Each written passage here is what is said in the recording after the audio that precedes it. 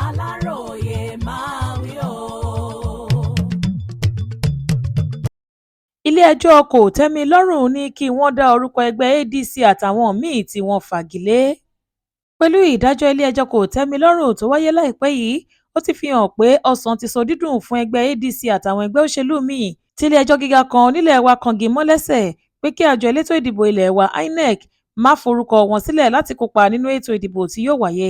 káàkiri orílẹ̀-èdè wa.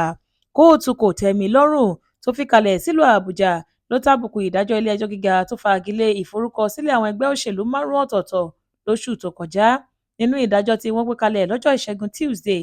ọjọ́ 28 oṣù keje ọdún 2026 yìí, ìgbìmọ̀ onídàájọ́ ẹlẹ́ni 3 ọ̀hún ní àwọn ti wọ́gilé àṣẹ ilé-ẹjọ́ gíga nínú èyí tó ti ní kí àjọ elétò ìdìbò yọ orúkọ ẹgbẹ́ òṣèlú African Democratic Congress ADC,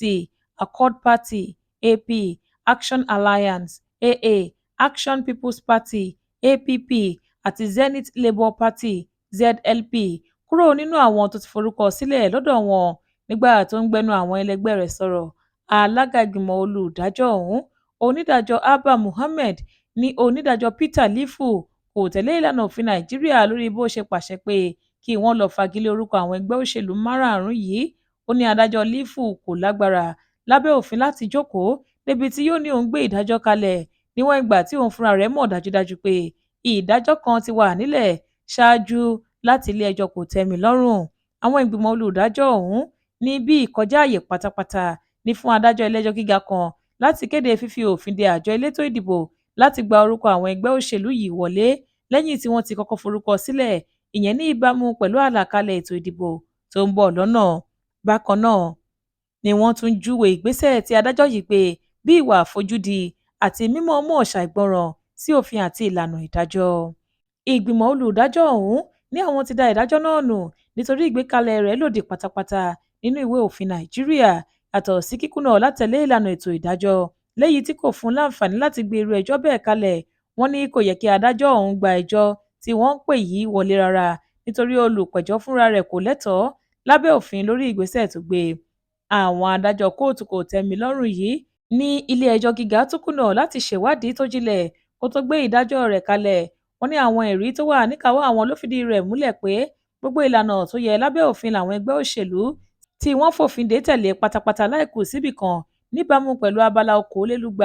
225 nínú ìwé òfin Nàìjíríà tọdún 1999. Ilé-ẹjọ́ kòtẹ́milọ́rùn náà ní òun yí ìdájọ́ náà padà kíákíá tí kò sì gbọdọ̀ sí ìgbésẹ̀ ìdúkokò mọ́ èyíkéyìí nínú àwọn ẹgbẹ́ òṣèlú tọ́rọ̀ kàn láti ṣe ojúṣe wọn lábẹ́ òfin. Ọjọ́ Ajé Monday ọjọ́ 15 oṣù kẹfà ọdún 2026 yìí ni onídàájọ́ Peter Lifu tí ilé-ẹjọ́ gíga kan nílùú Àbújá gbé ìdájọ́ kalẹ̀ níbi tó ti pàṣẹ fún àjọ tó ń ṣètò ìdìbò láti yọ orúkọ ẹgbẹ́ òṣèlú 5 ìyẹn ADC,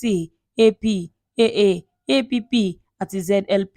kúrò lára àwọn ẹgbẹ́ tó ti forúkọ sílẹ̀ láti kópa nínú ètò ìdìbò gbogbogbò tó ń bọ̀ nínú oṣù kínní ọdún 2027. Kété tí ìdájọ́ yìí ti wáyé lọ́kàn-ò-jọ̀kan awuyewuye ti ń ṣúyọ lórí rẹ̀ báwọn kan ṣe ń tàbùkù ààrẹ Bọ́lá Tinubu tí wọ́n sì ń fẹ̀sùn kàn án pé òun lẹni tó wà nídìí ọ̀rọ̀ ìdájọ́ yìí nítorí èròǹgbà rẹ̀ láti sọ orílẹ̀-èdè Nàìjíríà di ti ẹgbẹ́ òṣèlú kan ṣoṣo kó má bàa ní alátakò nínú ètò ìdìbò ààrẹ tó ń bọ̀. Láwọn kan ń bú alága àjọ elétò ìdìbò Nàìjíríà ọ̀jọ̀gbọ́n Joash Amupitan pé iṣẹ́ burúkú tí ẹgbẹ́ All Progressives Congress torí rẹ̀ yàn án sípò